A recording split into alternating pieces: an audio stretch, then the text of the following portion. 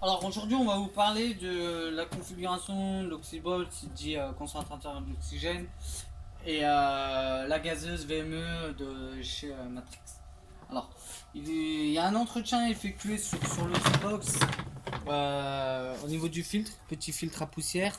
Ici, on le nettoie et, à l'eau claire et on le souffle un peu et après on le sèche.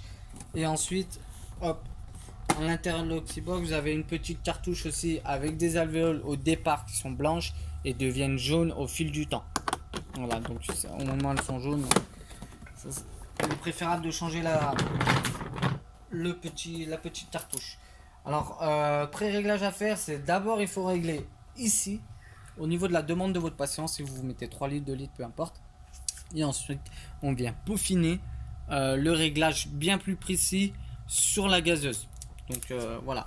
Alors, au niveau de l'entretien de la gazeuse, il faut faire déjà, il faut effectuer un test d'étanchéité qu'on va effectuer juste après à chaque utilisation pour aller vérifier qu'il n'y a pas de fuite quelque part. Voilà. Donc après au niveau de la chaux, une fois que la chaux devient très très coloré, on le change. Et c'est en fonction de l'utilisation, la chaux va se décolorer au fil du temps. Donc voilà. Hop, ici donc on va venir pré-régler notre concentrateur. Donc là on va mettre à 2,5 litres. Et vous allez voir que quand je vais brancher le tuyau, mon concentrateur risque de descendre. Sur le débitmètre du concentrateur risque de descendre. Hop, alors hop, là on commence à descendre. Parce que ici il y avait un pré-réglage qui a effectué. Vous allez voir, si je le dévisse, je le ferme complètement, il y a une anomalie qui peut être effectuée, détectée par le concentrateur. Il va se mettre à sonner à un moment donné parce qu'il détecte l'anomalie. Ici il y a 0. Voilà, tout à fait. Donc là, quand on s'aperçoit, souvent le problème il vient d'ici, c'est qu'il y a un mauvais réglage. Donc là, hop, on l'ouvre. On a un 2 litres. Et là, on ajuste. Donc là, normalement, on est à 2 litres pour 1,8 litre parce que lui, il est bien plus précis.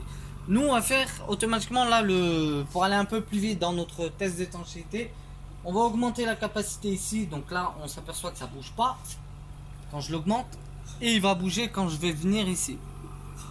Voilà. Il est préférable de pré-régler d'abord l'oxybotch au départ et ensuite ici. Et tout ça, après, on vient brancher le tuyau.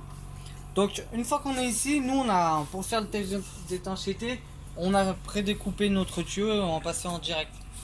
Donc une fois qu'on est là, on vient brancher directement. La cuve isoflurane, il y a deux solutions. Soit on met les deux petits raccords qui sont là, on les branche et on se met sur off. Ou bien on chante la cuve isoflurane. Dans tous les cas, si on s'aperçoit qu'il y a un problème d'étanchéité, souvent ça peut venir des petits raccords ici qui sont déformés au fil du temps. Voilà. Nous on va chanter la cuve isoflurane et on va passer en direct. Hop. Donc là je viens brancher. Ici je suis à 3 litres. Le ballon va se mettre à gonfler. Il faudra bien penser avant à fermer la petite valve ici des gaz qui partent dans le filtre narcotique.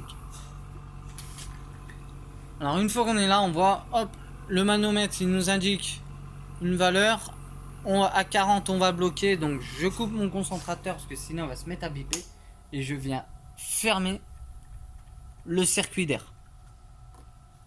Là on va se percevoir, soit s'il y a une fuite, lui, l'aiguille va se mettre à bouger. À ce moment là il faudra détecter la fuite. Souvent s'il y a eu un changement d'achot, et ben parfois le joint s'est mal mis ou bien des petits copeaux d'achot qui se mettent à l'intérieur. À ce moment là il faudra nettoyer la paroi. Il se peut que ici la valve ait mal été fermée ou bien est en défaut et donc à ce moment là on regardera. Ici pareil, le ballon il peut être coupé, éclaté, fissuré, donc problème de fuite. Les tuyaux qui peuvent être percés. La cuveuse au fluorane, si elle est branchée, elle peut fuir parce que ça demande un entretien particulier. Tous les 3 ans, il est prescrit de faire un entretien sur votre cuveuse au fluorane. Donc parfois elle se met à fuir et ça peut nous mettre le manomètre en défaut ou bien vous allez avoir une opération qui se passe difficilement. Voilà.